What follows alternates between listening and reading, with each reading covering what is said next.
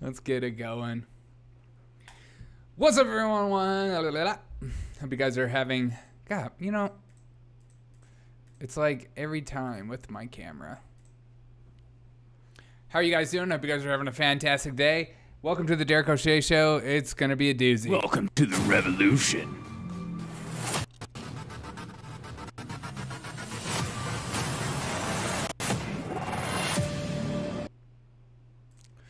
What's up, everyone? Welcome to the Derek O'Shea Show. Hope you guys are having a freaking fantastic day and enjoying your day. I sure am. Just fix all this before we get started. We got a lot to get into. Let me take a quick sip of liquid death. Not a show sponsor. Don't have that yet. In due time, my friends. Share this on social media platforms. Helps me grow. Give it a like, thumbs up, all that good stuff. So we get into all the top clips of the day. How you guys doing this lovely Monday? Special day of the week, Monday. Who doesn't love a good Monday? But as we get started on the show, today is the 1-year anniversary of when 13 American soldiers were killed due to the incompetence of this administration, people at the Pentagon, you fill in the blank. The incompetence of the withdrawal from Afghanistan, responding to droning of 10 people that were claimed by ISIS terrorists but turned out to be an aid worker and 7 children. Remember that, where we bombed those people. It's just a sad, you know. And here's CNN actually talking about the Afghanistan debacle. So we start off our first clip of the day. I think a lot of Democrats are looking at this report and also taking it seriously. And in some ways, they're cringing because the White House is circulating its own memo that doesn't really accept responsibility for the disastrous withdrawal and tries to kind of spin it in a positive way. And Democrats on the Hill are just like shaking their head privately, like, why is this our message right now? Oh, I'll tell you why it's your message. Because you don't take accountability for anything. This is the way of American politics. Blame the other. It's never my fault. It's never, oops, I messed up. That I can't afford to look bad for 1 second. And the media has to be a shill for me and make me look good, or else my supporters are going to make me look bad. But let's listen to that one more time, because it's just so silly. Because I agree with her. Any logical person would look at that report, look at what happened in Afghanistan, and think, this is messed up. And instead, they just consistently focus on, well, we have to get out of there. We're spending way too much money. At the same time, in the same light, we're giving Ukraine unlimited amounts of money, whether it's being and not being accounted for. Where is it going? Is it just going to, you know, Northrop Grumman and Lockheed Martin? We're not totally sure. It doesn't matter. You don't have to be held accountable whenever there are things that are emotionally tied in our life. You can just say we need to get this done. It seems like everything with the left, and I apologize if I sound a little weird. I bit my tongue just not too long ago. Bit the heck out of it, and it is just rough sounding. But our modern politics is that, and you know, it's like, especially on one side of the aisle, it seems like everything is emotional. And if you were to question it, you are bigoted. And so even if you were to say, I just need you to clarify what this means, or where is this money going to, they're saying, oh, what are you against climate change? What are you against helping people? What are you against giving people health care? What are you against helping people not be murdered by Russians? It's like, no, if we're giving them billions and billions of dollars, where's this money going to? If it's part of our money, then why shouldn't I know where it goes? Why is that seen as a bigoted question? It's the same with this Inflation Reduction Act. If you actually read some of the bill, there's a lot of money being funneled into many companies that are winking a nod to a lot of politicians. But if you were to question that, or you were to say, hey, this doesn't seem right, or why are we investing in these things at this time when our money situation is not good. And American people are struggling right now. The housing market's bad. Supply chain issues, if we still want to go down that route. Inflation is up like crazy as they continue to spend money and print money and make up money out of thin air. One really funny thing when it comes to Ukraine and Russia and all that stuff, we'll get to in a little bit, but American banks are apparently trading Russian bonds now. So yeah, it's all a big ethical thing of the day. It's just like many things in politics. It's like if you stand for the right thing in the right moment, then you're seen as a good guy. But if you change your mind later in life, or you change your decision on things like Ukraine, it's like, oh, okay, yeah, well, that makes sense. Or same with like COVID. I don't know if you remember, like me, with like COVID getting started, it was like, if you didn't just agree with the entire narrative the entire time, then you were seen as a bigot. You were seen as insane. You were seen over the top. And instead of just saying, hey, I'm going to question some of these things, some of this stuff doesn't make sense, they're like, whoa, what are you saying? But let's keep going down the pipeline. Iran denies involvement but justifies Salman Rushdie's attack. Salman Rushdie? Hey, we didn't do it, but we're a big fan of it. God, these people are sick. And I've seen people justify some of this attack. I've seen people call this guy a hero on Twitter and stuff like that. Totally okay. It's okay. You can call people on that side a hero, but if you've seen as the other side, you're a criminal. Giuliani is under new investigation in Georgia, apparently for the 2020 election. Rudy Giuliani, who served former President Donald Trump's attorney, has been notified that he is under criminal investigation in Georgia for matters related to the 2020 presidential election. Giuliani's lawyers revealed on Monday that they had been informed that he is a target in Fulton County District Attorney. These people, these corporate media, people on the left, they don't care what happens. They just want to see these people in jail or in prison. They don't care any means necessary. It doesn't have to make logical sense. We're just going to go after these people because they're so dangerous that we have to stop them at all costs. What is so dangerous about Rudy Giuliani? Have you seen that guy walk around? Like, I saw him complaining about being touched on the back of the shoulder. So I don't. It's this idea that he needs to be worried about. It's just so silly. The New York Times reported that the prosecutors had questioned witnesses before a special grand jury about remarks that Giuliani made during appearances in front of state legislative panels the month after the 2020 election. So if you deny an election, if you say it's not fair, all of a sudden you're seen as somebody who needs to go to jail. God, I like how these people are pretending like this is the first time in history that somebody from the other side of the aisle is still denying it, even though they have people like Stacey Abrams who is like pretending she's still governor and saying like she should have won. Same with Hillary Clinton and stuff like that. They still, Al Gore probably still walks around saying, I'm super ethereal, guys. You guys have to trust me. I should have been president. But we all live in the moment. And everything has to be over the top, and everything has to be insane and crazy and get people off their rockers in order to get your clicks, in order to get your attention. So always take that into account when you see some of these headlines, when you see some of the things that get pushed down your throat. They want your clicks. Why? Because then they can go down and they can push things in front of your face. But let's keep going. So this just broke not too long ago, a couple hours ago. Federal prosecutors asked judge to keep Trump's search warrant affidavit sealed to protect the integrity of an ongoing law enforcement investigation that implicates national security. That's right. Keep it sealed. We don't want people to actually know why we did it, because then we got to be held accountable. Sean Davis tweets out, the DOJ don't want anyone to see that their FBI raid homework for the same reason they didn't want anyone to see the Steele dossier or the Carter Page FISA warrants or the Trump Ukraine transcript. They're all based in delusional lies, outright fraud by deranged leftist activists. Changed my mind. And then the next tweet about that, same tweet that I liked. Again, the federal prosecutors asked judge to keep the Trump search warrant affidavit sealed. Don't show people why we came for you, because then we're going to be held accountable. This is the standard government response, says Harmit K. Dillon.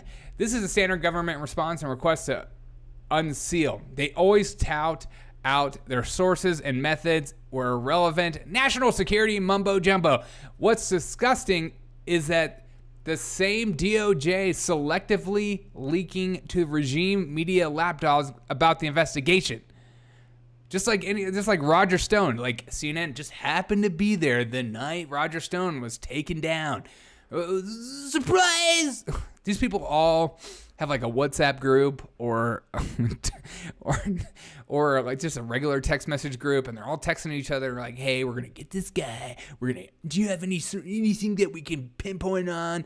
Even if we just look like we're doing something, give us that information so we can get down and get dirty on some of these people." But that's the update. That's a Trump news update, so you know what's going on. As Trump said that they came in and took his passports today. You're not going anywhere, you son of a bitch. You're staying right here. Okay. As we continue to go down the pipe, but here is one of the worst. I just cannot stand Morning Joe. This guy is like so incredibly arrogant, pompous, and just a total D-bag. Some of these hosts, like, if I feel like I can't hang out with them, I don't want to listen to them. I don't know if you're like me. If I feel like I can't get, like, a beer with them or enjoy a nice steak or go for a hike, I don't know, go hunting with them, I don't know. If I can't hang out with these people, I don't want to listen to them.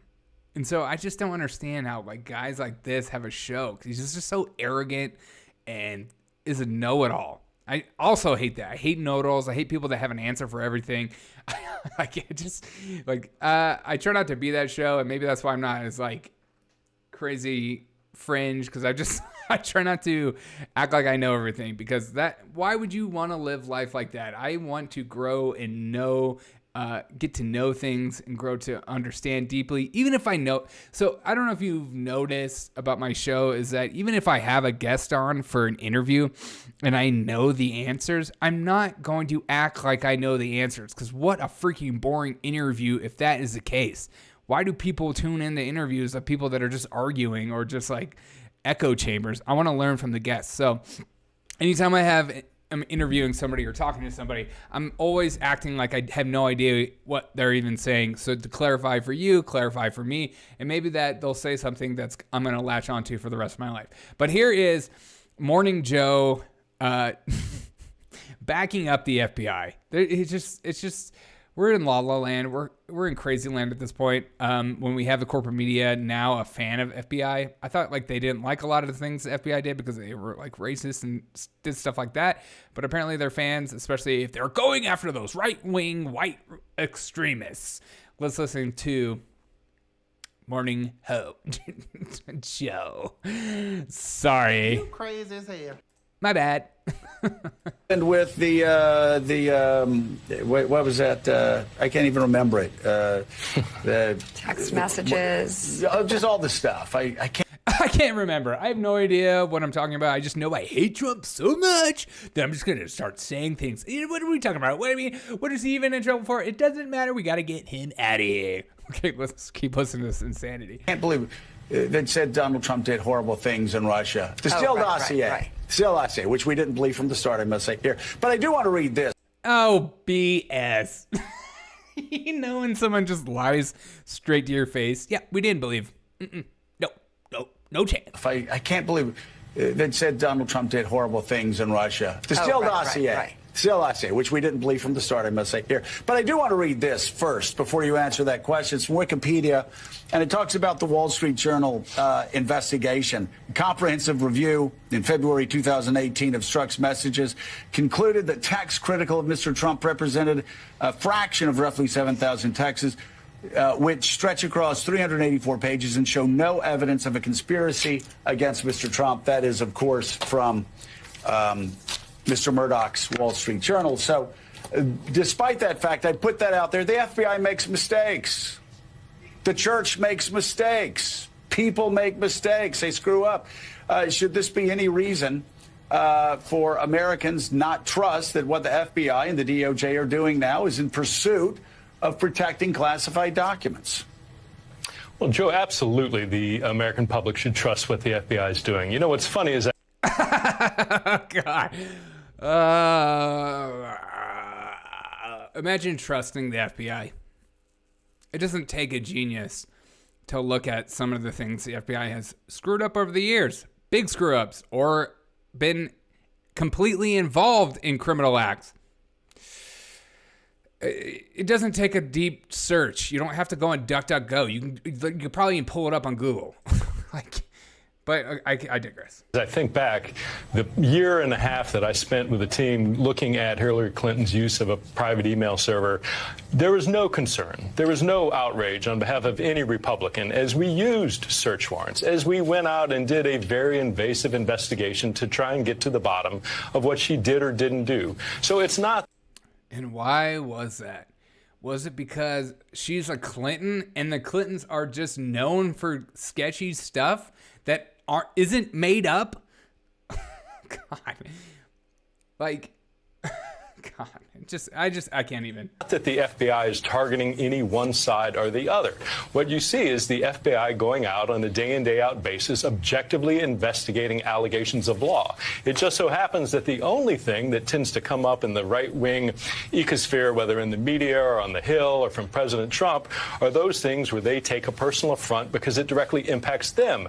There's absolute silence when the FBI is investigating former Secretary Clinton. There's absolute silence when the FBI is doing things that isn't targeting them. So I think this is a one-side. Not for me. I've held them accountable for a lot of things they've screwed up, but yeah, continue. Do we even have to say Jeffrey Epstein's name before we continue? Yeah, there's been complete silence. Nobody has said anything. No, there's been silence by people like Morning Joe and MSNBC, Fox News, all these people. Those people have been silent, not people like me. But continue. Yeah, you do you, boo. One-sided narrative that has been developed and amplified, particularly by President Trump, going back to 2015. Oh, I love how Morning Joe has become just another talking point. Oh, I have some very exciting news. Kayleigh McEnany's sister launches new dating app for conservatives, The Right Stuff. Do you have the right stuff to get on? Ryann McEnany's sister, former President Trump Secretary Kayleigh McEnany, launched a new dating app geared towards conservatives looking for a like-minded partner. Do you need an echo chamber in your dating relationship? Then you're at the right place. The Right Stuff is already allowing conservatives to sign up for early access to the site, which is going to go live next month. I'm looking for a conservative hottie. The Right Stuff was created for conservatives to connect in authentic and meaningful ways. The app website says, other dating apps have gone woke. We bring together with shared values and similar passions. In the same vein, the app is only for ladies and gentlemen. So if you're looking for preferred pronouns, obscure gender identities, The Right Stuff is not for you. You got they, them pronouns? Get out of here! The Right Stuff doesn't currently offer same-sex matching, but Daniel Huff, who served under the Trump administration in the Department of Housing and Urban Development, reportedly told The Hill that the site could offer it in the future. Thank God. What I love most about it is that it's an invite only. So not just anyone can join, McEnany says in promotional video. We're only looking for a few conservative hotties to join. The young entrepreneur adds that the site is free to use and ladies on the app get premium subscriptions for simply invite a couple of friends. Gentlemen, if you want access to the premium, it's on you. Ladies free. Gentlemen, you better pay. Here we go. The Right Stuff is all about getting into the dating app pool with people who share the same values and beliefs as you. The conservative continues in the video. We're sorry that you had to endure years of bad dates and wasted time with people that don't see the world our way, the right way. Oh, man. Yes, there are no conservative douchebags, just cool guys. The app allows users to post their ideal date on their site, including location and time if anyone is interested. So if you're a young conservative looking to amp up your dating life, go to joinrightstuff.com to gain early access. McEnany plugs, we need to get back to right way of dating. Peter Thiel is apparently giving the PayPal co-founder repeatedly giving $1.5 million to the dating app. I feel like I need to see what this app looks like after we watch this promotional video. All right. Let's see how cringy this video is. God, I hope it's super fun, but let's listen. Hey guys, I'm Ryan. I've got to tell you about something I am so excited to announce. Oh my God. I freaking hate videos that start out with, hey guys. Hey guys, what's up? It's me. A dating app for all of us conservatives. It's called The Right Stuff, and it's launching this September. What I love most about it... Is that the kind of the same lettering as OnlyFans? What the frick? Okay. Cool. Just a little wink and a nod. Is that what's going on? Let's keep listening. Is that it's invite only, so not just anyone can join. First of all, it's free to use. And for my ladies, you'll never have to pay because we all get premium subscriptions for simply inviting a couple friends. Gentlemen, if you want access to premium, that's on you. And by the way, those are the only two options. Ladies and gentlemen, The Right Stuff is all about getting into the right dating pool with people who share the same values and beliefs as you. So if you're a young conservative looking to amp up your dating life, go to joinrightstuff.com to gain early access. We need to get back to the right way of dating. See you there. Oh, that is too funny. All right, let's go to this website and see what it looks like. This is a live website. What? Account quote for bandwidth exceeded. Current monthly limit is 1,000 gigabytes upgrade plan. They can't even show the video. Oh no. It's and that's sad. A dating app for the right stuff. Brittany, I wish they had like just like a big goofy looking dude or chick. Discover what other conservatives. Connect with people who aren't offended by everything. It's just such a grift. It's such a wink. And I love it. It's so funny. A dating app for the right wing. Quit swiping, scrolling. How right can you go, though, on this website? I mean, can you go real far right? Getting back to normal. 29 years old, Paul. He's a videographer. He's 3 miles away. He's from Arlington. He's 6'1". Oh, my God. It shows how tall he is. Thank God. He wants children. He's Catholic and enjoys alcohol sometimes. He sounds lame. Less talking, more dating.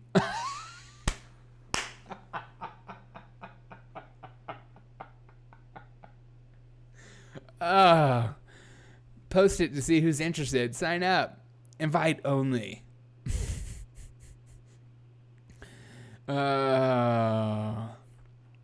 So, will you be joining therightstuff.com? Make sure to buy that premium membership. Also, if you're gay, you might have to wait a little bit. Your time is coming. It's funny, my camera just shut off. What the heck? Oh, God. Of course. I'm going to fix my camera. Hold on a second. What just happened on this camera? Okay. We're back. We're back. Oh, man. It's almost too good. All right, let's keep going. Sorry about that random ass tag. All right, I saw this video being passed around today. Hilarious. perfect example of our politicians. They have no idea what they're passing.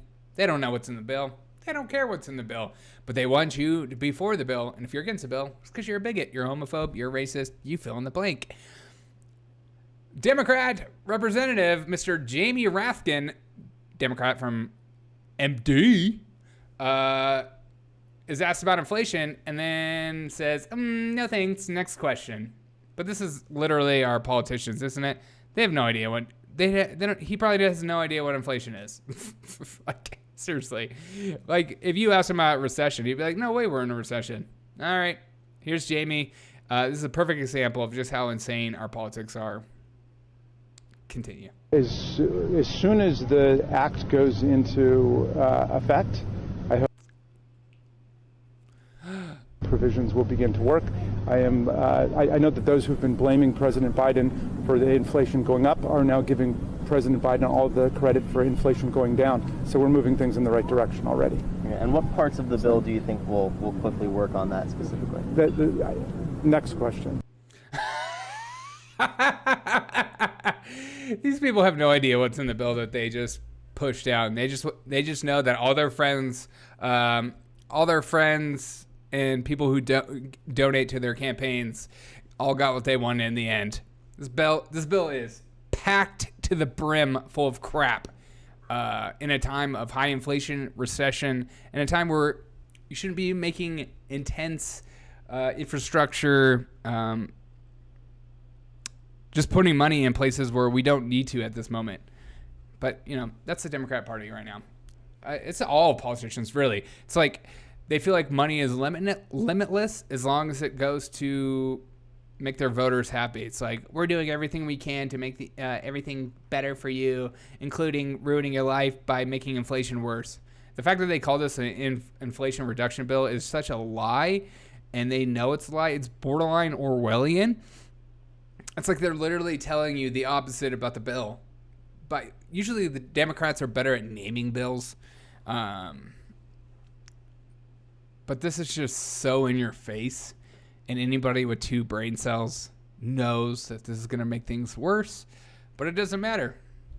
Because how do you even define a word like recession if they constantly change the definition?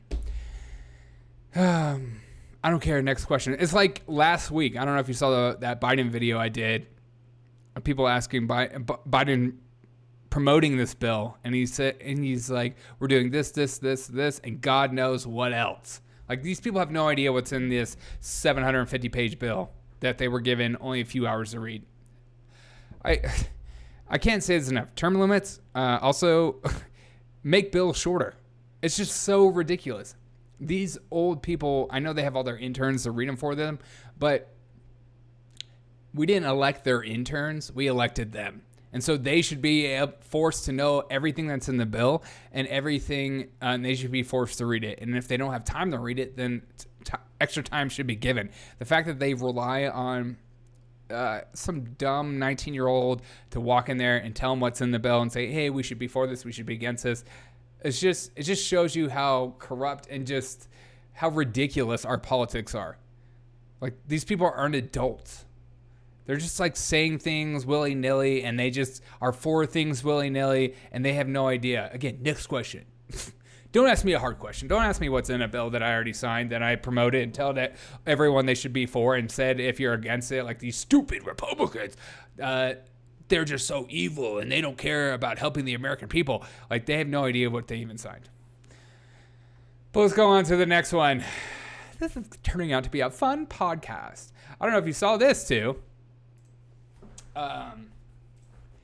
New York City Mayor Eric Adams is viewing Midtown Manhattan 400 a night row hotel to host migrants, a combination of 600 families, more than 300 flood the Big Apple from Texas. 600 a night, 400 a night. I've never stayed in a hotel that cost up to 400 a night. That is ridiculous. But this is what our modern politics say. They treat these people better than they treat you and me. Free healthcare, free education, free housing. What else do you need? Free cell phones they gave them to, which I'm sure their cell phone is nicer than the cell phone I'm currently using as a camera. But that's what Eric Adams is doing. He doesn't know what to do, so he throws them in a nice hotel. And of course, it's government funded, so it's coming out of New Yorkers' paychecks. But, you know, the whole border situation, that's just like a right-wing talking point. That's not an actual, nothing bad is actually happening. Is what they actually believe. Oh, perfect. Speaking of inflation, as we continue down the inflation route, here is our press secretary talking about inflation. Watch her spin this question. But let me ask you, it's called the Inflation Reduction Act. But the Congressional Budget Act Office, which is nonpartisan, said that there would be a negligible impact on inflation this year and barely impact inflation at all next year. I mean, isn't it almost Orwellian? How can you call it Inflation Reduction Act when the nonpartisan experts say it's not going to? So I appreciate that. I appreciate the question. We've actually addressed this, the CBO. It was the top line number. There's more in there that shows that it will have the money remember how we're doing this too. It's making sure that billionaires in corporate America are paying their fair share, making sure that that the tax code is a little bit more fair. And so when you do that, when you put it in its totality, you will see that it will bring down, lower the deficit, which will help fight inflation. But let me ask. I love her responses when she starts like doing her like eyes. She goes like blinks her eyes a bunch of times. That's her telling you have no idea what you're saying. I'm a press secretary and I know exactly how to spin this. I mean, respond to this question. Oh, it is Orwellian. It's literally telling you the opposite of what the bill's about. It's making things worse. She has no idea. Making the tax code better? Is that why you hired extra IRS agents? You know, if they were so concerned about the tax code and billionaires getting let off, then you should make the tax code so easy that we don't even need the IRS. That's how good the tax code should be. It should be so easy that no one can escape it. But who's going to lose out in the end? It's the little people. And here's a perfect example. You think I'm kidding? You think I'm making this up? Here's a new study that just came out today. Inflation Reduction Act will cost the middle class $20 billion in new taxes, says its CBO. I mean, this article is perfect. The Inflation Reduction Act will cost middle class $20 billion in new taxes, says CBO. The Inflation Reduction Act sent to President Biden's desk will end up forcing working class Americans to pay billions of dollars in new taxes, according to nonpartisan Congressional Budget Office. This isn't just like some Joe Schmo on the street. Hey, it's going to cost him $20 billion. I'm telling you, I promise you. This is a nonpartisan Congressional Budget Office. An analysis by the CBO estimates those earning less than $400,000. The group on which Biden promised not to raise taxes will pay an estimated $20 billion more in taxes over the next decade as a result of the Democrat push $740 billion package, which sets aside $80 billion to hire 87,000 new IRS agents, which I don't know if you know what that looks like, but imagine a huge football stadium filled with every seat full. The bill has yet to be scored by its entirety by the CBO, which typically gives a piece of legislation a price tag before it's voted on. But the agency scored the impact of IRS expansion on the middle-class taxpayers on August 12th after a provision of Senator Mike Crapo from Idaho sought to exempt those making under $400,000 from increased IRS scrutiny. The middle class and the poor always pay in the end. It's not the rich. The ones that are evading taxes will continue to evade taxes because they have lawyers. It's why people get away with murder with a good lawyer. Like this idea that maybe we'll just change the tax and we'll hire more people to look after what's going on. They're doing something wrong. No, these lawyers are so good that they probably could work for the IRS, but they make more money in the private sector and they know how to get away from things like that.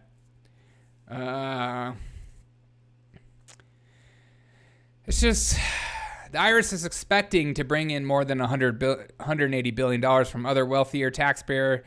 Small business owners will find themselves in the crosshairs of a new wave of IRS auditors, tax experts, which is great because I'm a small business owner with an LLC. Just so great.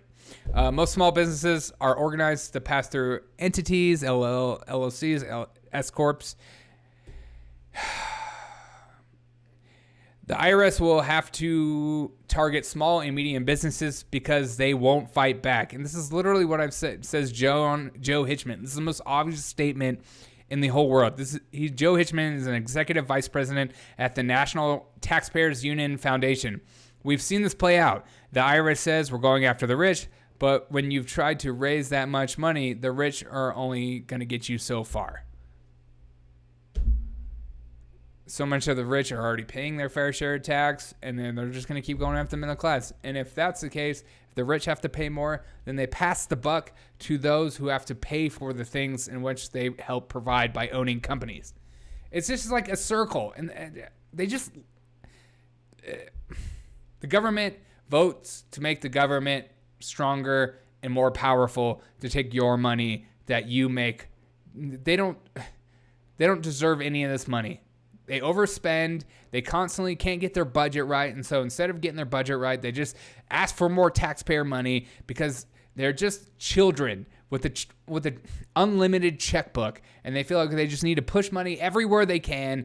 And whatever makes their voters happy, whatever they feel on whim, whatever emotionally makes them happy, they're just going to push money to that. They don't care about you not being able to afford a house, or you not being able to ever buy a new car, or buy a new cell phone, buy a new computer, or, pay for your gas to go to work. You might have to work closer than to home because you can't afford gas, but maybe your gas bill is more expensive than actually how much you get paid per day. That doesn't matter to them. It just matters that they get more money from you and pretend like they're taking more money from the wealthy, which is never the case.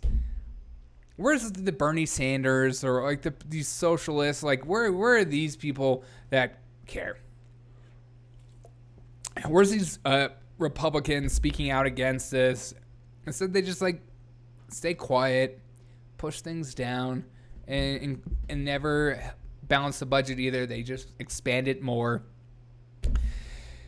But this is a new study. $20 billion in new taxes. So I'm not making this. This is CBO. This is the Congressional Budget Office. This isn't Derek O'Shea making crap out of his butt. Okay? So just so you know. All right, next story. As we continue down the rabbit hole. And see, this is a perfect example of a wink and a nod at politics at its finest. JP Morgan, Bank of America are among banks moving into the Russian bond trading. Why? Because American bonds suck, as Bloomberg reports. I thought we're not doing anything with Russia because they're bad, evil, Nazi people. Well, when the ruble's doing pretty good and starting to stabilize, and then they back their currency, and it's not a fiat currency, that's when things go to hell. But yeah, this will be a wink and a nod. Okay, next story. Okay, I saw this video. This video is insane. These are Chinese people in Shanghai being trapped in an IKEA as the authorities are trying to force all these people in quarantine. Look at this video. This is nuts.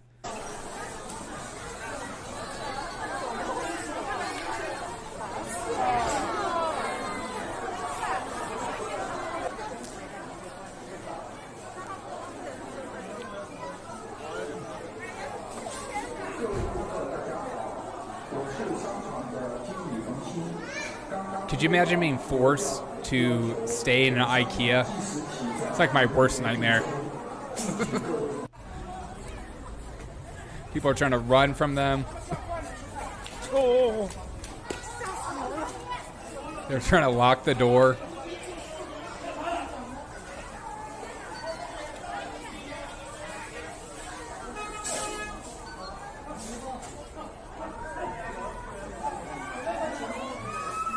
Hey, Crow, what's up? I feel forced to stay in IKEA every time I go there. I know.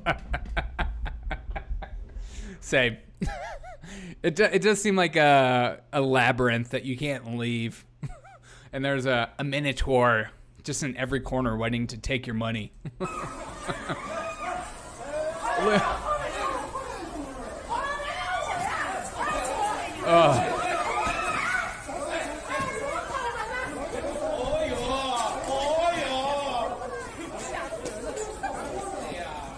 This is why we work out, people. This is why we go to the gym. So if when the health authorities try to lock us in IKEA, you can push through the barrier because they're weak. Oh, God, that's like such a fear of mine. You're like, we can't do anything about it. I told you! He looks like he's yelling at him.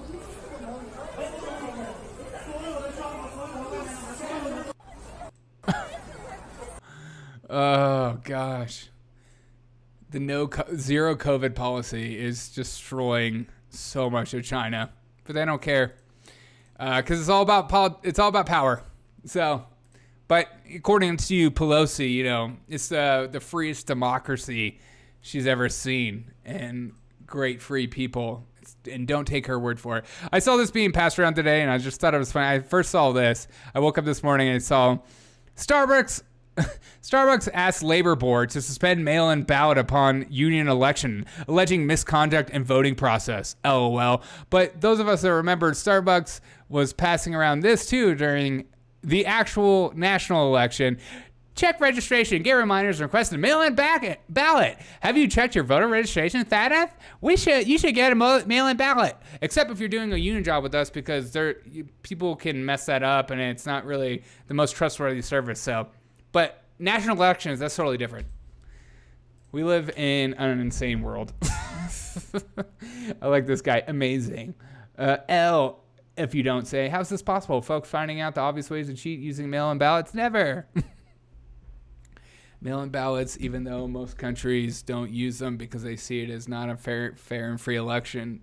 By the way, if you haven't seen my fair and free election podcast I just did yesterday with our resident old man, you should check it out. New SCOTUS, Supreme Court bill, Dobbs and Harper.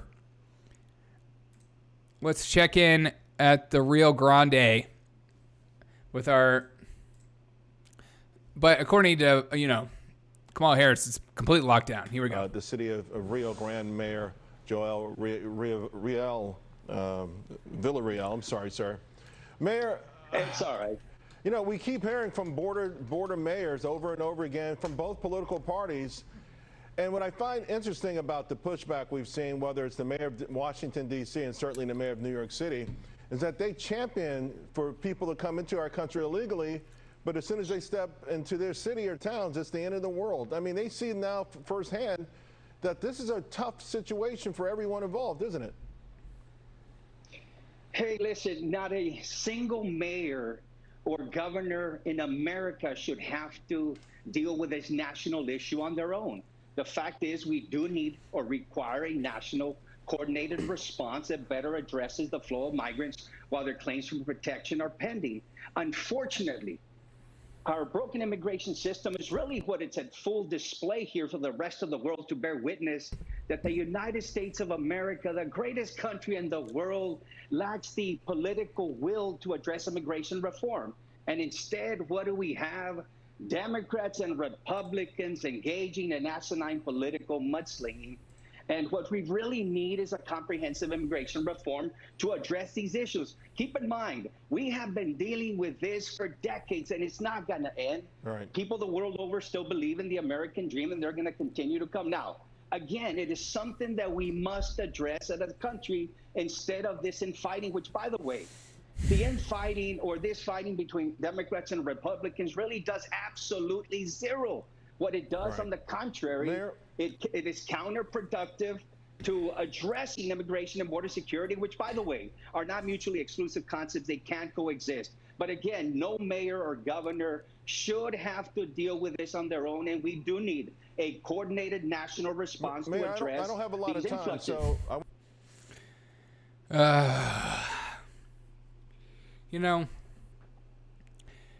if people don't understand this is on purpose at this point, I don't understand, because it's like if you own a home and your roof is leaking and you watch it leak every day and you do nothing about it. And then when people tell you that your roof is, hey bro, your roof is leaking. Like, nah, it's not leaking. Nah, not that bad. No. And then somebody comes in again and is like, hey, your roof is leaking. And you're like, standing in a foot of water. It's not leaking. No, it's not that bad. Maybe we'll send somebody to study it. We'll send somebody to study it and see what's going on. See if they can come up with a different conclusion. See if they can figure out something we don't see. Because I just don't see any kind of leaking. I know I'm standing in a foot of water, and that's a problem. But I don't know where this water is coming from, and I don't know how to stop it. And this is literally our politicians. So that's why I'm like, these people constantly gaslight everybody when you talk about the border crisis. They act like it's not a big deal. It's just a few people coming across the border. I know, like right now, I don't know if you've seen these images. They're new as far as Sunday. 2,200 people lining up across the Rio Grande, getting ready to enter Eagle Pass, Texas. 2,200 people. And, the New York mayor was complaining about a few thousand. But this is Texas every single day, every single week. And then the same people will gaslight you, say it's not a big problem. If people don't understand it's like completely on purpose, then I don't know what to say. The question is why? Why are they allowing it? Why do they not care? Why do they look at this problem and not see it as a problem, but see it as a solution? See it as a good thing to happen? I think time will ultimately tell, because you can kind of see what's going to happen in the end. But I think some of the most obvious answers are cheap labor. And a lot of wink and nod to a lot of these corporations who are trying to hire people, but due to higher inflation and not being able to afford a lot of Americans, because a lot of Americans are like, I deserve more money, or I don't want to work that kind of job. They need low wage workers. So they tell their politicians, don't worry about it. That's just my thought. I'm not totally sure. I know a lot of people talk about on especially right-wing podcasts how they think it's going to be an influx of voters that are going to vote for the Democrats the rest of their lives because they're losing the black vote. That could be true. But I think they also don't factor into account that a lot of these people crossing the border are Catholic. So I don't know how much leeway they're going to have as far as having a consistent base. But you let me know your thoughts. Why do politicians pretend like the border doesn't matter? Because I think it's a very important question. Like I said, it's like having a leak in your house and you not caring, and then you gaslight all your friends and maybe contractors or managers that own your home if you're renting, and you just say it's not happening. I'm just curious. Let me know your thoughts. Get in the chat below. All right. Yes, I'm not conspiracy theorist. You mean you're not a truth seeker, Krell? But have you read or heard about the immigrants bringing explosive materials across the border that are stamped and marked with Russian and Chinese? No. I do know that a lot of people on the FBI wanted list are crossing the border and suspected terrorists, but that is interesting. I mean, it's such an obvious thought process, though, isn't it, Krell? It's like, if you are a terrorist or you're a bad person wanting to do bad things to America, do you go in an airplane? Do you send it in the mail? Or do you just go across the border? And do you pay, I don't know, these cartels, these coyotes, lots of extra money to make sure you get across the border in a safe manner, and maybe not so crazy of a manner, but like you have plenty of water, maybe you have a transportation. I don't know. Of course you're doing it that way. Anybody with a brain would do that way. So this idea that it's just like good people looking for a job, that's such a lie. Like the cartel owns the border, and we're just pretending like they're not a terrorist organization, even though they've killed so many people and brought destruction to their land. But they're good people. All right, here we go. Let's see what Kavuto has to say about extra money being spent. A few items from the grocery store. I'm still racking up like $200 bills, and yet I have like two meals to make for dinner. I noticed the prices when I was at checkout. Prices were ridiculous. Groceries are all up. Gas is up. Water bill, electric bill, everything. As a parent, you want to buy the 25-cent folder. You can't find them. So you have to spend $1 something on a folder. The inflation is on our items, but not in our pocket. Well, everyday Americans certainly feeling the heat of inflation, while a new report reveals that inflation is costing the average American $717 a month. That's not true. Joe Biden is giving everybody just a little bit more breathing room. Just a little bit more breathing room.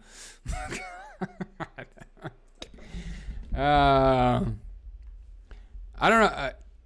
I guess car thefts.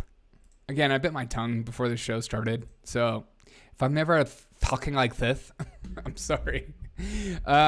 Huge bump in car thefts in Chicago. Let's watch this video, which makes sense because, you know, the teens are out of control in Chicago as the mayor pretends like it's not an actual issue. And it's just Gary, Indiana causing all our problems. But here we go. You can see in this chopper video a stolen Kia smashing into a median in Minnesota during a police chase. Police say 4 teens jumping out of the smoking car, trying to make a run for it. All 4 arrested. In the Chicago area, authorities say they've seen a 767% spike in these cars stolen. USB. Turns in here. Turns it off. Turns it on. Last year, there were 74 thefts in July and part of August. This year, a big jump, 642 thefts. You can see in this chopper video a stolen... That's another gaslighting thing that you constantly hear too, as well as that crime is going up. And especially in some of our inner cities, and people pretend. It's just like, it's the same thing as the homeless thing. The same gaslighting takes place. They just say it's just people that need a home, not actual, drug addicts on the street who are open air using, who have mental disorders that need more than just a home. These people, this idea that they're just completely sane people that have every capacity to turn their life around. They just decide they're in a rough patch. No, you and I, if we got to that place, I don't really see a lot of us staying there. I think you and I would do whatever it takes to work. It's just like if I ever lost my job and I needed to make money, I would do whatever it took in that time. I would work Lyft. I would drive Uber. I would do Grub. I would do everything I could while I look for another job in order to maintain a stable income. I'm just so tired of the gaslighting with crime, the border, the homeless issue, open air drug use, and some of these DAs and stuff like that. People just wink and nod at things, and they just pretend like it's not a problem. Like Lori Lightfoot might be the worst mayor I can think of. When I lived in Chicago, I hated everything. Rahm Emanuel was terrible when I lived there. Again, I always say this, like, whenever I moved to Chicago, the first thing some dude I met told me, he said, "Welcome to Crook County," because it is so full of corruption, and they just don't care. And the police aren't backed, and then they have their own issues as well, because after you're not backed for a long time, you start to act out because you're like, I feel like no one is for me, so everyone is against me. And then there's just like this constant circle of just crime. And it's never going to be addressed. She's more concerned about women being able to have abortion than kids on the street shooting each other. It's just disgusting. Come on, man. Just blame society, racism, sexism, transphobia, ableism, the patriarchy, the monarchy, the Republicans, or your PTSD for literally everything you do. You know what I have to say about that? Come on, man. Also that you're a lying dog-faced pony soldier. That is the way of politics, isn't it though? It's just like the whole Jamie thing, how he, when he was asked about the inflation reduction bill, and he said, next question, I'm not going to answer that. When you finally admit that nothing is your fault, then the world is your proverbial oyster. Papa Burlap, I'm loving that name. That's so true. If nothing's your fault, then you can blame everything for everyone that's happened to you. And then you can take credit for everything that's good. It's funny how they can admit they can take credit for when things are going well. And they're like, hey, like Jamie Raskin, when he's talking about the inflation thing, he's like, these people were hating on Joe Biden for high inflation. But now that things are turning around, they're very excited about what Biden's doing. No, no. But you're exactly right, Papa Burlap. Nothing's your fault. Especially if you're a politician. Everything that you do good is good, and everything you do bad is not your fault. It's somebody else's fault. It's not my fault. It's not me, it's you. But that is the culture in which we live in anyways. It's not actual.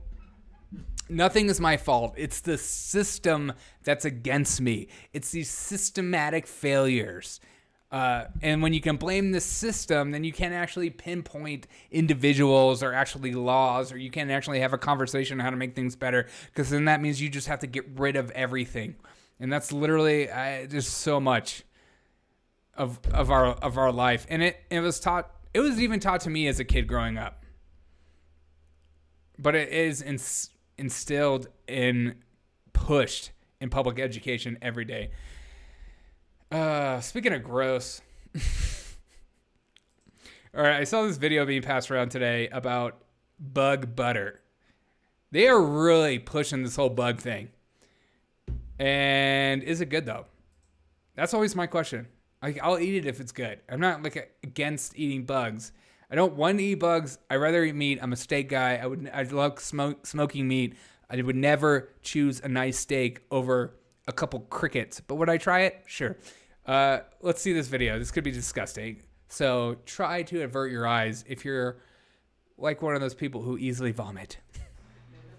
All this cake needs is flour, eggs, and 20 grams of dead insects. No, you haven't misheard. A team of scientists at Belgium's University of Ghent are trying to find a way to substitute dairy in cakes, cookies, and waffles. They say deriving grease from insects is more green than dairy production. They are more sustainable because they use less land.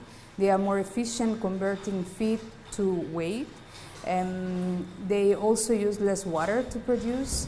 And in this case, they can be produced within Europe. That will decrease the footprint that other type of food sources bring, because they come from far away, let's say South America or Southeast Asia. By soaking the insects in a little bit of water and then mushing them with a kitchen blender before centrifuges separate a butter-like substance, a grease is made which the team used to bake with. But how does it go down outside of the lab? For me, there's no difference. So, Ew, bug grease sounds like something that people would use when they're doing unspeakable things. I'm actually sponsored by Bug Grease. Make sure to use it. It could be used on your body and also for your door hinges. If you hear a creak, don't let it leak. Put some bug grease in the beak. Look at this liar. I actually don't mind it. It actually tastes the same. Yeah, right. It's got to be like grainy. There's no way. It's the same people that say like, deer meat tastes just as good as red meat. Like, no. Every meat has like a little bit. It tastes just like chicken. No, it doesn't. It tastes a little different. But I digress. For me, there's no difference. So it's actually better. Yeah. It's better than butter? No way. There's no way. It's just like vegan ice cream is just as good as regular ice cream. That is a lie. That is a lie. I am lactose intolerant and I still eat regular ice cream because it tastes better.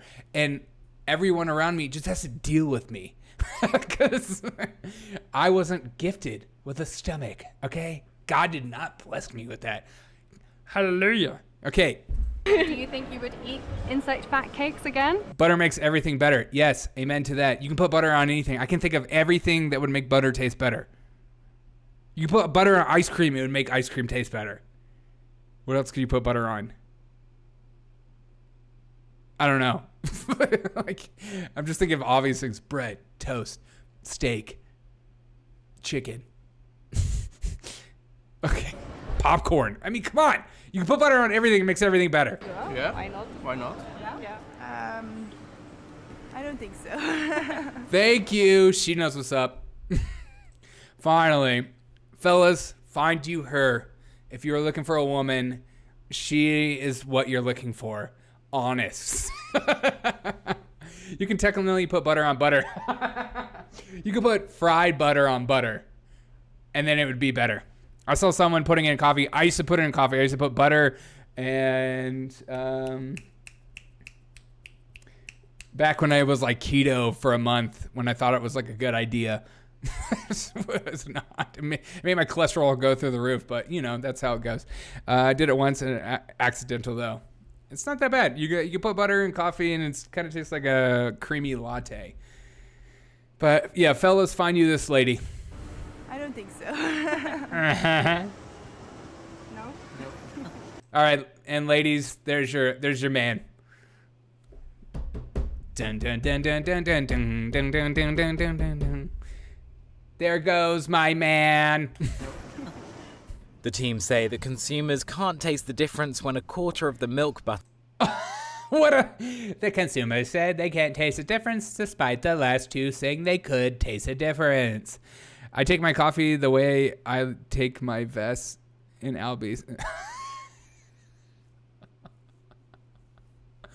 That's funny. You take your vest in Albies? Can't taste the difference when a quarter of the milk butter is replaced with the fat from the insects, but they start to notice when it gets to the halfway mark. So who knows?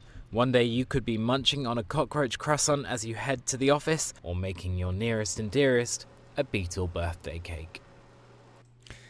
I feel like this is like our generation's TV dinners, where it's not like actual food. It's kind of heavily processed crap that they throw together. And then when you read the label, it's like filled with like 10,000 different things. Like the old like 70s and 80s of kids were like me. I grew up eating stuff that I'm sure if I read the labels, I'd be like, no wonder I was so morbidly obese so early on in my life. But this is our generation's version. They're supplementing it with like goo. And then they have like the Impossible burgers and crap like that. And you read the labels and you're like, I would never, no logical person would spend 5 minutes, reading this, but also eating this because it's disgusting. Oh, cockroach croissant, no thanks. Seriously, I like that he added though that you can tell a difference when it's like more than 50% butter. Of course you can, because butter's better than freaking. What was in this thing? It was like the most disgusting thing ever. Where is it? Yeah, right here. That is what she blended up. Maggots. Sick. God. Dude, no thank you. All right, next story. It's freaking gross, dude. All right. I also saw this story kind of being passed around today. I thought this was like insane. But some dude, I guess, tried to tell a 14-year-old girl that she should, sell her body online.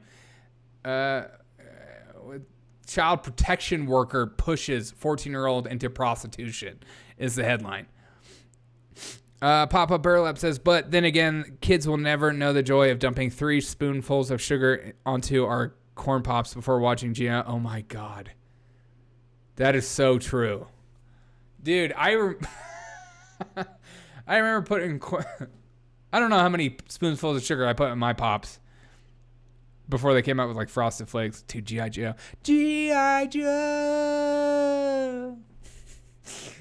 Oh, G.I. Joe.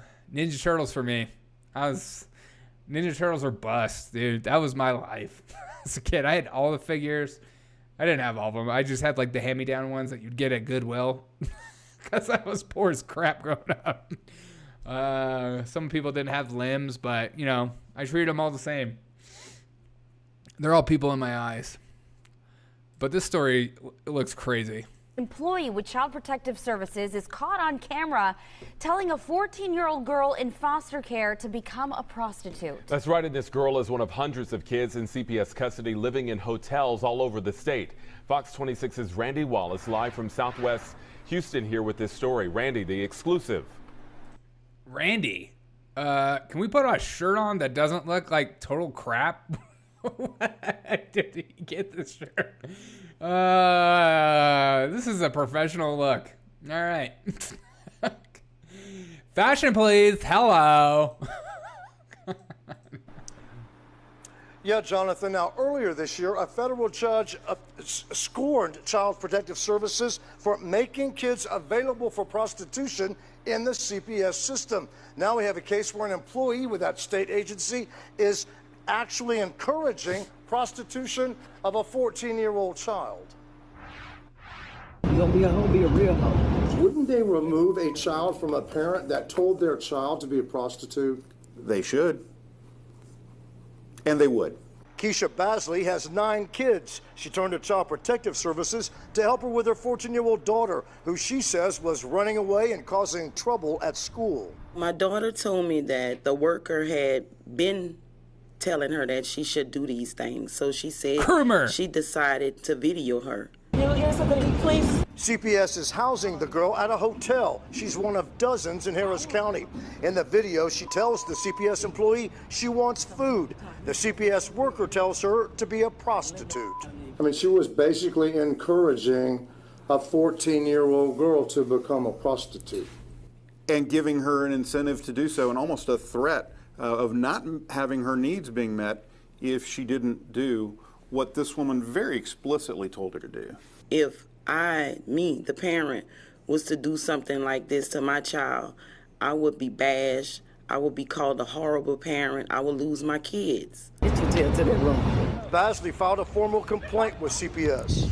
This should not happen to girls in their care. This should not happen. This is unacceptable. Jamie Masters, the commissioner of CPS, came to Houston to personally apologize to Basley and her daughter. I've never seen that happen before, where a commissioner of CPS comes in from Austin just to apologize about something that's horrible that's been done to a child and a parent involved with CPS. I do not believe that that was genuine.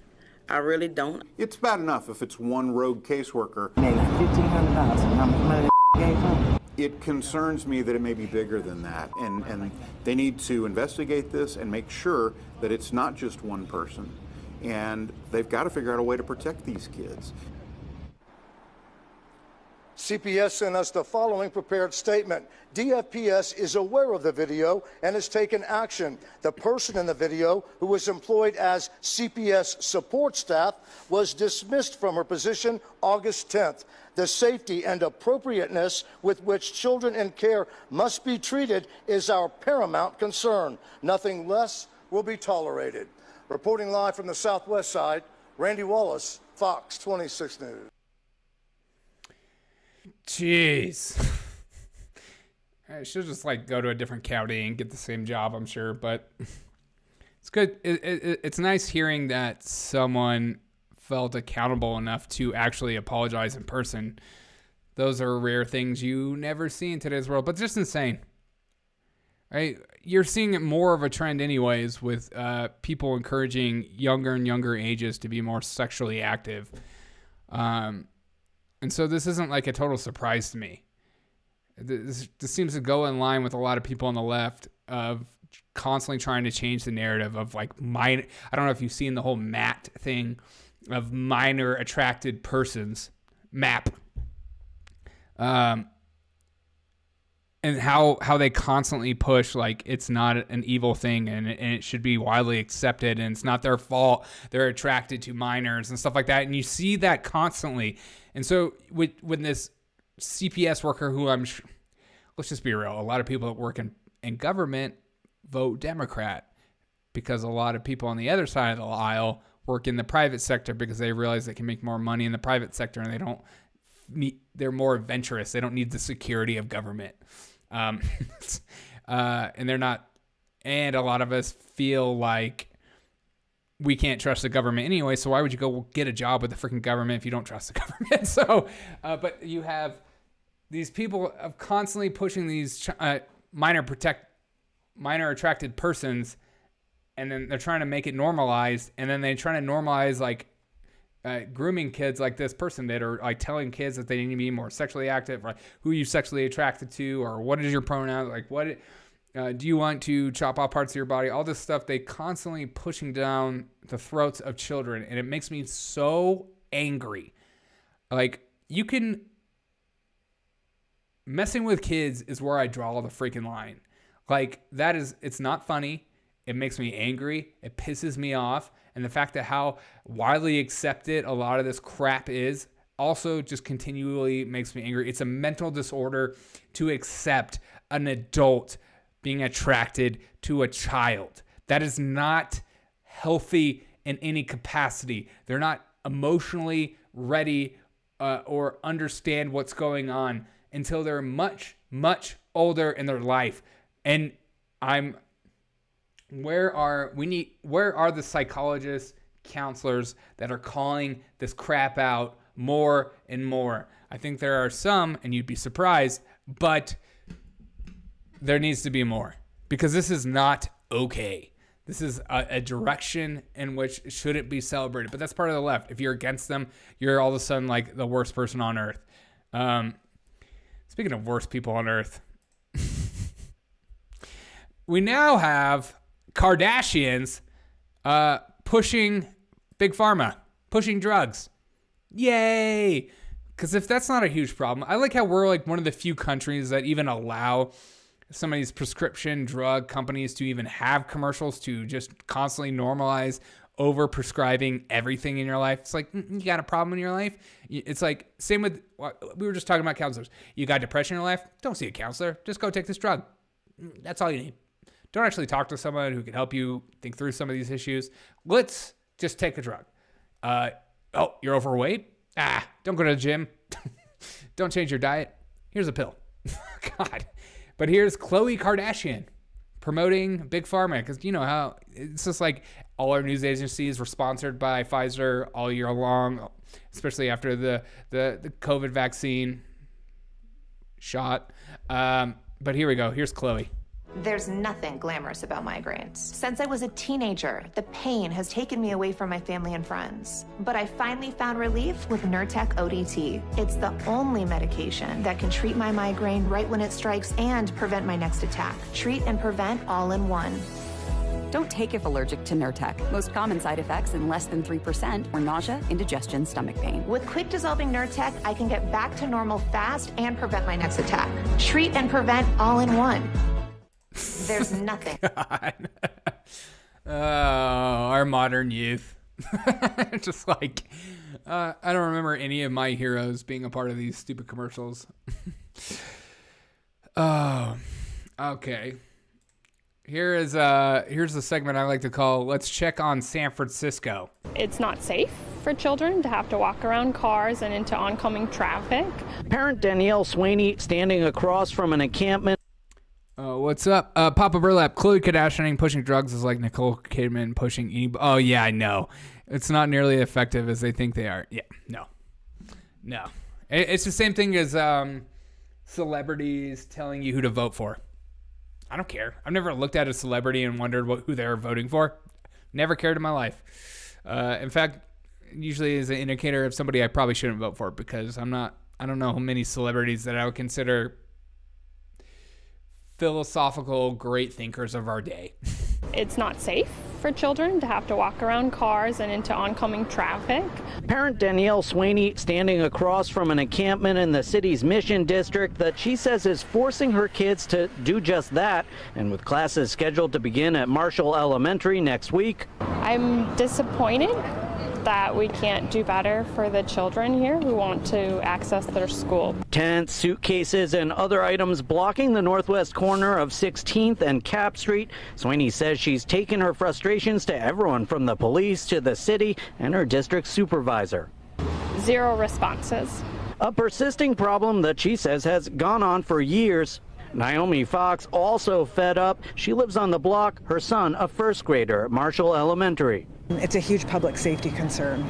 Pedestrian safety, her primary concern, but I am definitely concerned about drug use around here. I see it every day. I live here.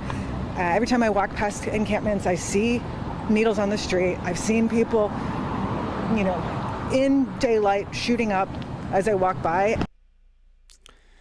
Oh, part of me is like, you're reaping what you sowed. You vote, continue to vote Democrat, you're getting exactly what you get. I mean, I don't, and then part of me feels bad because, in life, being faced with the reality of things that you reap and sow, is very hard. And it's sad, especially something that you can't control anymore. It's not like she can just be like, all right, I changed my mind. I shouldn't be voting for these people. you now have to live with it, and your child has to live with it. Most importantly, again, this is not just homeless people that are just down on their luck. These are open air drug use in front of a freaking elementary school. Yeah, and it's just another indicator as well too. Like if these encampments were in the rich neighborhoods, things would change like that. But the fact that they're not part of those communities, and those are the communities that constantly pay for ads for some of these politicians for this crap, that's why it continues to happen. And that's just sad. Oh, speaking of sad, got a lot of clips today. I hope you guys are enjoying the show. Here is our resident bad boy.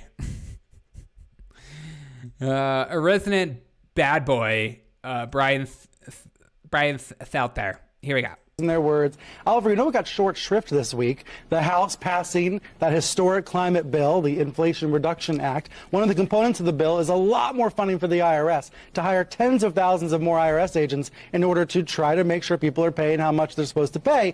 What was that called on the right? It was called a terrifying overreach by the government. The reason I'm bringing it up is, let's just call it what it is. MAGA media's hatred of government is reaching a new high. When you have a combination of these FBI stories and the IRS getting a lot more funding, this is a new peak in terms of that anti-government sentiment. So it's no wonder that there's concern inside government about security and about threats. Yeah, and I mean, the right's always advocated for small government, but in this case, I think particularly when you're talking about the FBI, it's not necessarily pro-small government approach they're taking. They just want to defund the whole thing and abolish it because it's probing a political figure that they happen to support. And I think the Inflation Reduction Act, the most historical event in history. I was like trying to read your chat, and I was like, wait a minute, the most historical event in the history of human history. Like, I was reading it and I was struggling computing what you wrote, but then it was so funny that it was making my brain fry, much like listening to Brian Stelter talk about how Republicans are finally deciding that they don't like the government. I like how they try to pretend like these MAGA is extremists. No, a lot of they themselves created, even Trump to a certain extent, created people going against the government due to COVID restrictions, COVID lockdowns, constant inflation, things getting worse. Things aren't getting better. They seem to be getting worse every day. The constant gaslighting, especially by corporate media. The things that the FBI has been doing to January 6th, there's the Governor Whitner. I mean, Jeffrey Epstein, what they just did to Trump. And then a lot of people in the MAGA party are researching things like the FBI. What has the FBI historically been doing? Oh, crap, they have a terrible track record. Oh, what about all these other ABC title agencies? What about the IRS? So you're seeing a push to more of the libertarian side, more anti-government, almost anarchist side, where it's like, I don't even trust. I'm at the point now where I don't trust the government to fix my problem, so let's just get rid of the government. And so you're seeing that mash, and they don't know what to do with it. They just call them extremists, as opposed to people who just don't trust the government for obvious reasons. It's not an insane thought. It's just like, if I was to constantly lie to you and then you call me out as a liar, and then I'm like, what have I done? And you're like, you've lied to me your whole life. You're like, yeah, but what have I, why, just trust me. I have always been there for you. I've been there and I will always be there for you. You're like, yeah, but you're a liar. You're being an extremist right now. You're being extreme in your example of a liar. We're just in la la land at this point. But continue, CNN. I love your thoughts. I think what you have to point out repeatedly, and I know we have, is that when the FBI was investigating Hillary Clinton, they were very supportive of the FBI and of that investigation. And that was happening right before the 2016. Who was supportive of the FBI? What did the FBI do? Nothing. Did absolutely nothing, which makes sense. It goes in line with everything the FBI does. They're harsh on the right, and they're like winking out to the left. We're looking into those emails. We'll do our best. I don't know. She didn't do anything. Put her on. Let's let her testify and give her some jokey questions. Not too serious. She's a good person. Her and her husband are great for the Democratic Party. Remember after Trump was raided Mar-a-Lago, she put out a tweet getting more funding for her campaign with the hats of but her emails. She's so arrogant that she's happy to take your money even when she's lying straight to your face. But people are celebrating and think she's like the greatest thing since sliced bread. Election. Trump hasn't even declared yet, and they're basically, out there assaulting the FBI and attack, or, with their words. But we have Neil back. Let's go back. You just said MAGA group is out there assaulting the FBI with their words. Oh my God.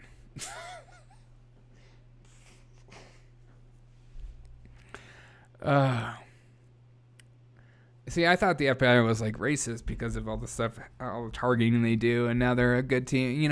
It's always with the R's and the D's. I guess it just depends on which one. If the agency is doing the thing that fits your narrative or your agenda, you clap it. But somebody like me, I'm just like, I want to get rid of all of it. Let me know your thoughts on these right-wing extremists calling out the FBI for their obvious mistakes. I mean, didn't we remember the whole gymnastic thing about how they went to the girls on the U.S. gymnastic team that was being sexually abused by that doctor? It went to all the proper authorities. The authorities did an investigation, said nothing, and now they're suing them. And we're just, and those people are seen as like brave and heroes for calling out the FBI and all their bullcrap for that. And then we call it, it's just, I don't know. You might want to be careful, dude. Consuming more than 5 minutes of CNN will drastically increase your odds of getting soul cancer. Dude, I already have soul cancer. It's full. I'm probably gonna die an early death. I've already made my arrangements.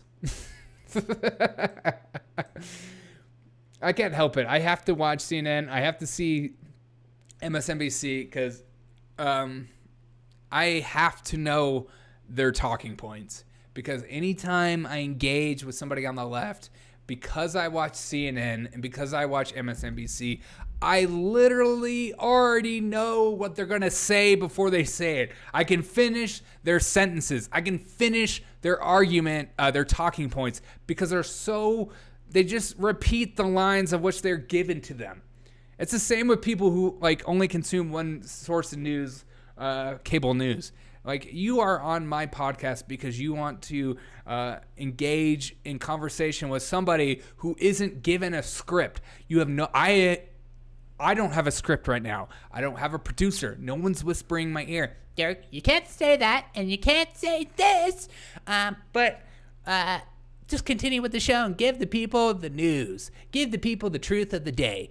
I'm not going to even if I was to ever get sponsors, if my sponsor says, you can't say that, then I'm not going to be a sponsor with them, because I'd rather be broke and dead than not be free.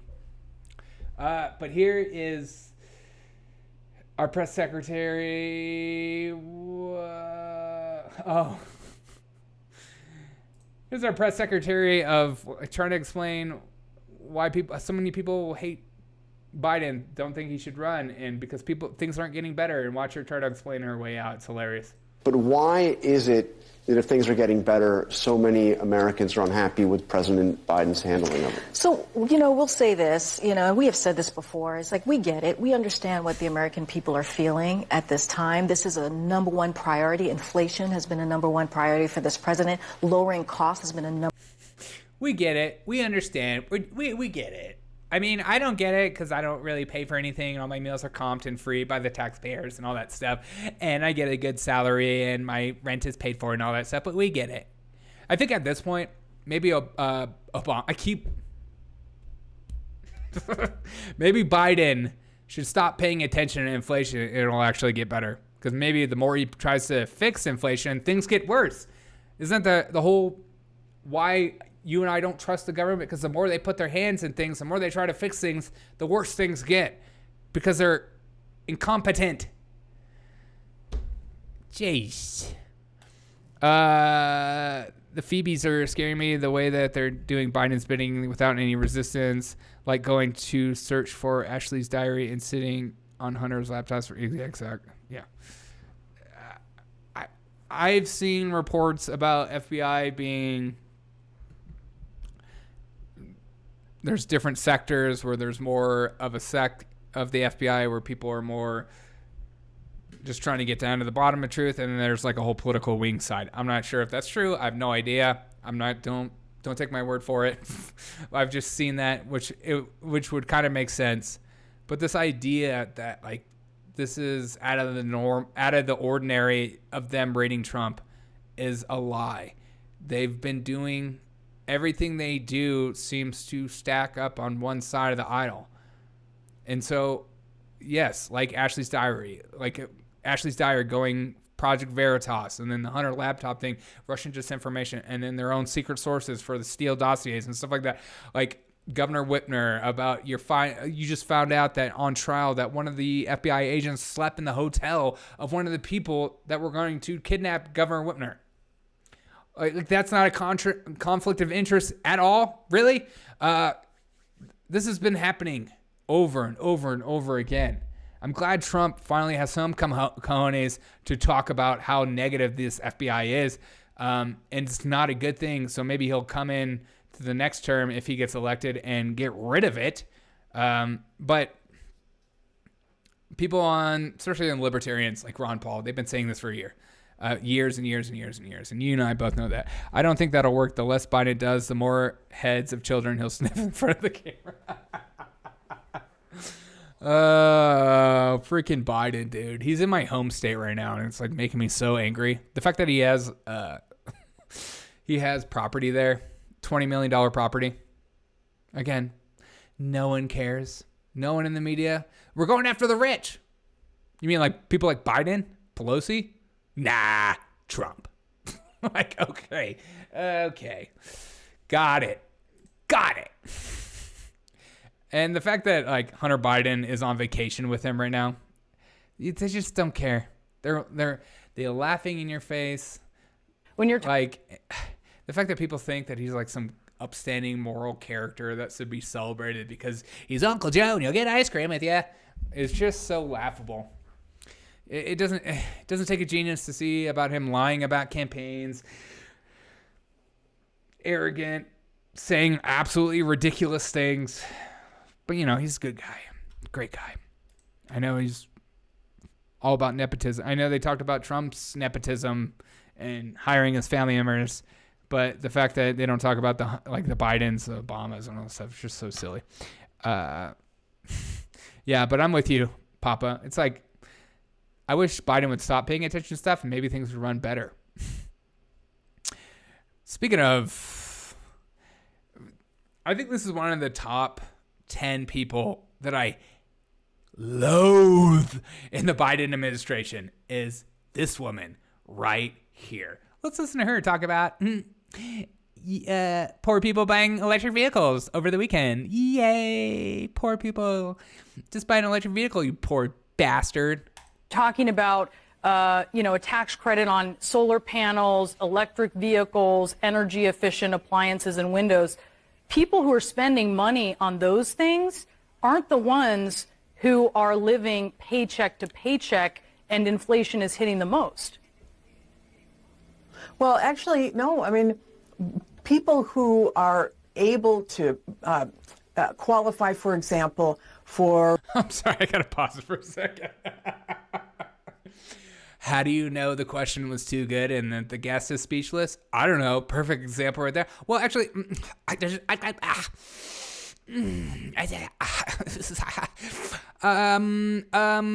George is getting upset. Thank you. who are able to qualify, for example, for weatherization. There was a massive increase, billions of dollars, for people who are low and moderate income to be able to weatherize their home and save money right away. Up to 30% of energy bills can be saved. That was part of the bipartisan infrastructure law, which is one of the 4 pieces of legislation. I mean, think about it. You're saving like $30 on your energy bill, but you spent $30,000 to weatherproof your house. This is savings. This is the government telling you how to save. Think about it. You bought an $80,000 electric vehicle, but you are saving on gas. I know your gas bill is like a couple $100 a month. You are saving it. You spend $1 here, you go to the next store, you spend another $1, that's $2. But if you just go to this store and spend $3, you're saving the trip to those other 2 stores. This is saving at its finest. Legislation that I think have the biggest impact on lowering costs for people that has been passed by this president. So no, there are some things that take effect into the future, some that take effect right now. When you're talking about... It's amazing that even CNN is asking some of the right questions. Again, completely obvious questions. And I'm not going to celebrate it like everyone celebrates Joe Rogan saying obvious points. But there's like, yes, poor people like moi, who has a truck with 200 and almost 270,000 miles on it. I can't afford an electric vehicle right now in my life. Yes, I would love a Tesla. That sounds fun. Sounds like a cool idea. I would love to be able to boop, plug it in. What cool? There's an iPad on my dashboard. Crazy. Let's go sicko mode. Let's go crazy fast. Let's do all the fun stuff. Let's download fun horn noises. My Tesla can make fun horn noises. I would love to do all that stuff, but you can't. It's just like the IRS. It's just like this new inflation bill. The poor lose out in the end, and then their rich friends get richer and their lifestyles get better, while the gap continues to increase between the poor and the wealthy. And then they have their little plebes, and then they have the rich people who make the laws of the day. She is such a peach. She might be top 10 most evil people I know. And I don't know her, but I feel like I do. All right, next freaking clip. Oh, here's my hometown, close to my hometown, Kayleigh Island. Hold up, I'm confused. So I need to buy an electric vehicle because it saves the planet, but by doing so, I'm supporting Elon Musk who wants to destroy the planet. Which one is it? Exactly. Don't you love how politicians, like people like Joe Biden, pretend like Elon Musk and Tesla isn't real, and they constantly talk about like GM and Ford and stuff like that? Those are the only true electric vehicles. I know Tesla pretty much put electric car vehicles on the map and is doing amazing things like in space and, satellite internet, making it cheaper, more affordable, and better than what other companies can do. He's not real because he's a robot and he is a logical thinker, and we don't like those people. Those people question us when we obviously try to gaslight people. But I saw this clip today of Joe Biden near my hometown at Kayleigh Island. This is the weirdest clip.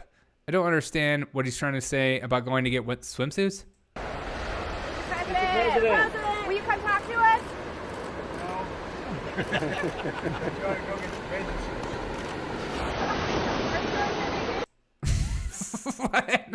I can't talk to you. I'm going to get bathing suits.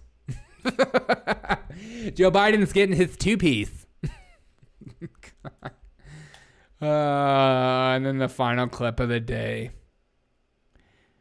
Please fall over. Oh, I know. I couldn't tell if the clip was real of somebody yelling at Joe Biden saying, "Where's your training wheels?" while he was biking on the beach. I can't tell if that's real. I want it to be real so bad. I think one of these days I'm going to make the trip out to where he fell and do a montage. I don't need a montage. Yeah. What is our president doing today? Live at Kiowa Island, South Carolina, traveling with the president. And what is the plan there today? Jackie, good morning. Well, Bill, maybe some ice cream. I'm not even kidding. We were watching a group of Secret Service agents over at the Ben & Jerry's and wondering if that meant Biden might be planning a visit. Live at Kiev. Jeez. We have a joke of a president. Are you guys ready for Gavin Newsom, Trump, or DeSantis? Is it going to be Trump or DeSantis? Who do you guys think? Trump or DeSantis? Like, I just don't. I assume it's Trump. I just assuming it just makes sense. There's no way he's going to be like, you know what? I'm not going to run anymore. I know people have this dream of him being, Speaker of the House and or press secretary. That'd be hilarious. But I don't see Trump bowing out. I know they think like DeSantis will be vice president and then DeSantis will run for president and then they'll be like. It'll be like Ronald Reagan all over again with Bush. I'm not sure. But there's no way this guy's running, right? There's no way Biden. I guess I can't put anything past anyone. I always assumed that it was going to be Hillary Clinton coming out of the woodwork again to run for president, to break the glass ceiling. She never got the break. Oh, my God. I don't know. But we live in a crazy time, ladies and gentlemen. Well, I just want to give a special thank you to Papa Burlap, H. Potter, Crowell, and the many, many more that got in the chat. I mean, it means a lot to me. The show, I've been trying to go live every single day of the week, maybe even include some weekends here and there. I hope you guys enjoyed the show. It takes a long time to put all these clips together and stuff like that. Tell your friends and family about the Derek O'Shea Show. It means a lot to me. Hope you guys have a great Monday night. Enjoy your day, and thanks for choosing me over the many, many podcasts that you could be choosing, because this podcast is way more fun. Let's just be real. Have a great day. Love you guys. Oh, if you want to support my show, you can go to buymeacoffee.com/Derek O'Shea Show. Link is in the description below. Help make this a real job so I can tell my mom to get out of my basement. I mean, what? You know when you try to make a joke and it makes absolutely no sense because you don't live in your mom's basement, but do you? A lot of people think I live in my mom's basement. I don't. That's always like the dumbest comeback I've ever seen in my life. Get out of your mom's basement. Okay. All right. I'm an old man. I got broke knees. You know how it goes. All right. Love you guys. H. Potter, thank you so much. And Reporter, thank you so much for being in the chat as well. Have a great day. No need to shout out. I'm just doing God's work. Thanks for the laughs. Hey, appreciate you. All right. Bye, guys. Love you guys. Bye.